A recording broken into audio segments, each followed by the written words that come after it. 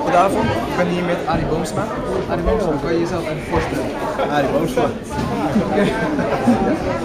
Vraag je over school. Ja. Wat betekent school voor jou?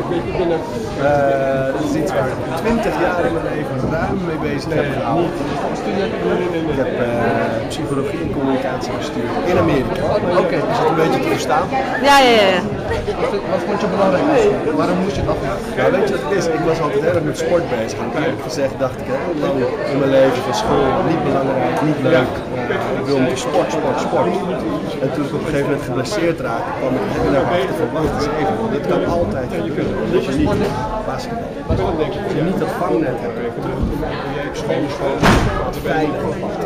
En er zijn natuurlijk mensen die heel veel talent hebben en die op andere manieren ook komen. Maar voor de meeste mensen is het gewoon zo dat als je het veilige pad kiest, dat je meer kans hebt om iets te bereiken.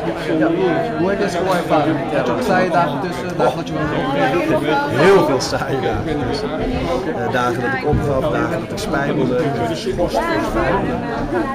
Nee, ik was geen fan van school. Ik heb heel veel van die dagen gehad. Wat doe ik hier? En wat was jouw motivatie? Te zeggen van dit. Ja, uiteindelijk merk je gewoon dat het echt, op het moment dat je kennis tot je goed ontwikkelt, dat je leert, dat je groeit, dat je met mensen kan praten over, dat het gewoon heel waardevol is. Het is niet voor niks natuurlijk ontwikkeling. Ik denk van, er zijn jongeren die willen stoppen met school, die je adviseren om gewoon door. Weet je wat het is? Kijk, iedereen denkt dan op een gegeven moment van, ik kan het zonder school, ik heb talent, ik kan rappen, ik kan misschien mijn geld verdienen met criminaliteit op straat, die jongeren ken ik ook veel. Dat denk je nu. En misschien is dat ook wel zo. Alleen school is dat veilige padje, dat is echt de moeite waard. Oké. Nou, dankjewel Arie. Graag gedaan. Succes. Dankjewel.